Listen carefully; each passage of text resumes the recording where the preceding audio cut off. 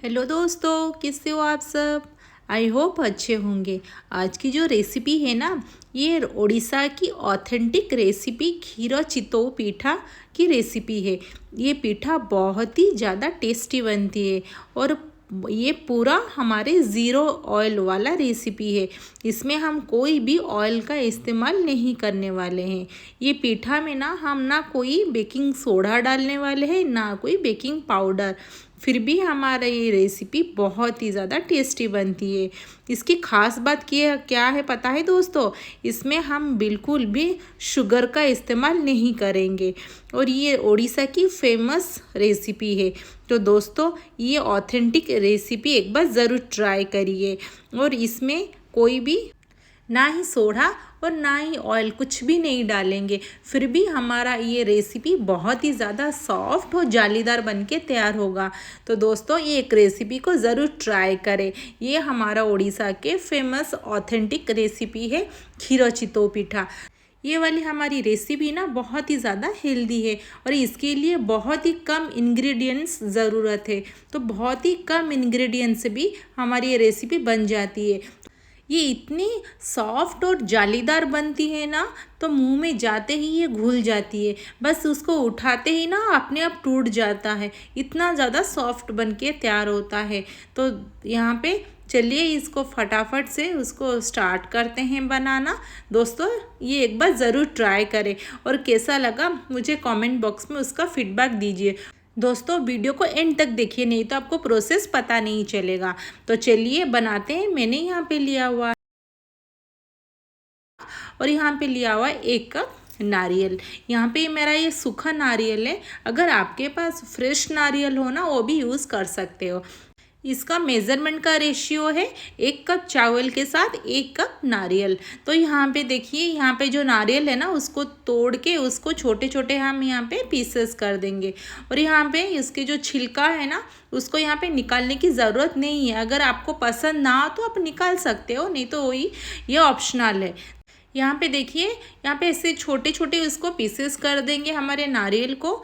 यहाँ पे नारियल और चावल को ना एक ही साथ ओवरनाइट हमको उसको सो करना है। अगर आपके पास टाइम नहीं है तो आप 5 घंटे एटलीस्ट उसको सोक कर देंगे। तो यहाँ पे ले लेंगे हम 3 या 4 इलायची। ये इलायची को हम चावल के और नारियल के साथ ही उसको पीस लेंगे। अगर आपको इलायची पसंद ना हो, मतलब पसंद ना हो, तो आप इसको स्किप कर सकते हो। बट इलायची को पीसने से ना बहुत ही ज़्यादा टेस्टी लगता है। तो मैंने इसको ओवरनाइट सोक करके इसको पीस लिया है। तो उसका बैटर बनके ही हमारा रेडी हो गया है। इसमें हमें कुछ भी सोडा वगैरह डालने की ज़रूरत नहीं है। यहाँ पे थोड़ा सा सॉल्ट डाल के उसको मिला के हम यहाँ पे 5 मिनट के लिए छोड़ देंगे। तो यहाँ पे एक पैन लेंगे, पैन में थोड़ा सा डालेंगे, मैंने आधा कप गुड़ लिया हुआ है। गुड़ में थोड़ा सा पानी डालेंगे। देखिए, यहाँ में इतना पानी लिया हुआ है, बट ये सब नहीं डालेंगे।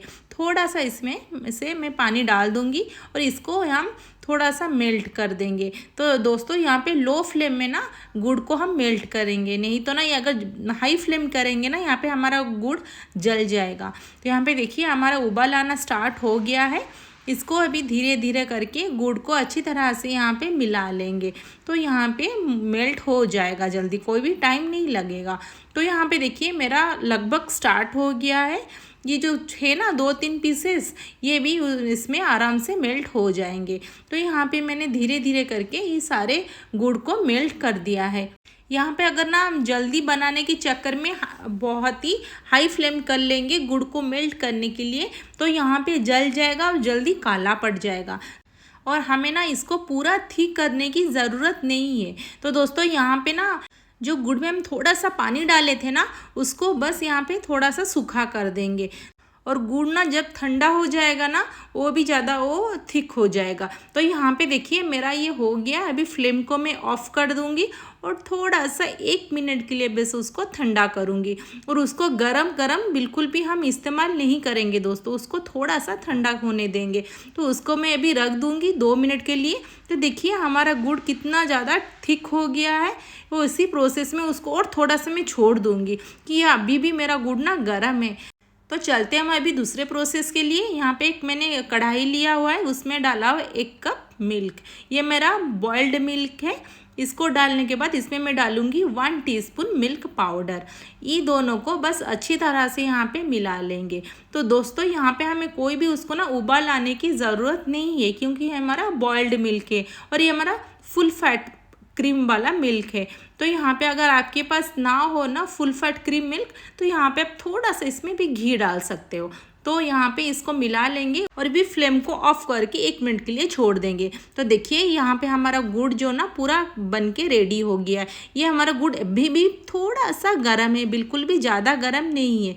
तो इसी स्टेज में ना ये वाला गुड़ को हम अभी डालेंगे हमारे मिल्क में। तो दोस्तों यहाँ पे ध्यान रखिए, हमारा जो ये मिल्क है ना, ये बिल्कुल भी ज़्यादा ठंडा नहीं हुआ है, बहुत ही कम ठंडा हुआ है। फिर भी इसको हम टच करके दिखाती हूँ, उतना ही मेरा गरम है, बस थोड़ा सा गरम चाहिए, पूरा भी उसको ठंडा मत करिए। इसमें अभी हम ट्रांसफ़र करेंगे, अभी जो हमारा गुड़ है ना उसको अभी डाल देंगे। तो देखिए यहाँ पे दोस्तों मेरा गुड़ अभी भी थोड़ा सा गरम है और मिल्क भी थोड़ा सा गरम है। इसी को इसी स्टेज में हम मिलाएंगे। अगर ज़्यादा ठंडा हो जाएगा ना हमारा मिल्क, तो ये गुड़ बिल्कुल भी मेल्ट नहीं होगा, और ज़्यादा भी अगर मिल्क हमारा गरम होगा ना, तो हमारा गुड़ डालते ही मिल्क फट जाएगा। तो यहाँ पे इसको धीरे धीरे करके सारे गुड़ को ना हमारे मिल्क के साथ मिला लेंगे। और दोस्तों एक बात का ध्यान रखिए, ये हमारा जो गुड़ डालेंगे ना मिल्क में, ये डालने के बाद मिल्क को बिल्कुल भी हमें गरम नहीं करना है। जैसे ही हम गैस के ऊपर चढ़ाएंगे ना गरम करने के लिए, तुरंत ही हमारा ना मिल्क फट जाएगा। तो यहाँ पे इसीलिए मैंने बोला थोड़ा सा हमारा मिल्क ना यहाँ पे गरम है, पूरा ठंडा मिल्क में हम ये गुड़ को नहीं डालेंगे। तो वैसे हम धीरे धीरे करके सारे गुड़ जो दिख रहे हैं ना, ये आराम से हमारे ये पूरा मिल जाएंगे हमारे मिल्क में। तो धीरे धीरे हमारा उसका कलर पूरा चेंज हो जाएगा। तो देखिए दोस्तों मैं दिखाती हूँ, आराम से मिल गया, कोई भी हमें प्रॉब्लम नहीं है। इसलिए मैंने बोला था मिल्क बिल्कुल भी ठंडा यूज़ नहीं करेंगे, थोड़ा सा गर्म था हमारा गुड़ और हमारा मिल्क भी। तो यहाँ पे चलते हैं हम दूसरे स्टेज में। तो इसको अभी हमें ढक्के में रख दूँगी। यहाँ पे हमारा जो बैटर है ये बहुत ही अच्छी तरह से सेट हो गया है। मैंने यहाँ पे गैस पर पैन चढ़ा दिया है और हमारा पैन ना बहुत ही ज़्यादा यहाँ पे गर्म है। तो यहाँ पे थोड़ा थोड़ा बैटर डाल देंगे, डालते ही तुरंत ढक देंगे और बस 1 या 2 मिनट में ना हमारा ये पीठा बनके रेडी हो जाएगा। तो दोस्तों मैं दिखाती हूँ निकाल के, बहुत ही अच्छी तरह से कितना जाली बना है देखिए, और पूरा फूल भी गया है ये हमारा पीठा। तो देखिए मैं दूसरा भी ये दिखाती हूँ, ये भी दोनों अच्छी तरह से यहाँ पे पक गए हैं बिना ऑयल के। तो इसको हम निकाल देंगे एक प्लेट में दोनों को। देखिए दोस्तों यहाँ पे कितना अच्छे से हमारा फूला हुआ है, पूरा जालीदार बनके हमारा ये पीठा बनके तैयार हुआ है। तो उसी प्रोसेस में हम ये बना के सारे तैयार कर देंगे। तो देखिए दोस्तों मैंने थोड़ा सा भी ऑयल का इस्तेमाल बिल्कुल भी नहीं किया हुआ है, फिर भी हमारा डोसा ना आराम से निकल जा रहा है। हमने इसमें कोकोनट डाले हुए थे ना, यहाँ पे कोकोनट का भी थोड़ा सा ऑयल रिलीज यहाँ पे करता है। तो इसी तरह से हम सारे यहाँ पे पीठा बना के रेडी कर देंगे। तो देखिए हमारे जो है ना ये मिल्क, इसमें हुई गरम गरम पीठा को डाल देंगे, तो वो जल्दी से ना हमारा जो मिल्क है ना पूरा ऑब्जर्व कर लेगा। तो यहाँ पे इसको डालते ही थोड़ा सा मिला लेंगे, बस 2 या 3 मिनट के लिए उसको ढक के फिर से छोड़ देंगे। तो दोस्तों यहाँ पे मैं आपको दिखाती हूँ, यहाँ पे देखिए कितना जालीदार हमारा ये छोटे छोटे पीठा बन के रेडी हुए हैं और बहुत ही ज़्यादा सॉफ्ट है। मैं इसको तोड़ के भी दिखाती हूँ दोस्तों। ये वाले पीठा ना देखिए कितने अच्छी तरह से फूला हुआ है, ये पूरा अंदर तक हमारा ये जालीदार बनके तैयार हुआ है।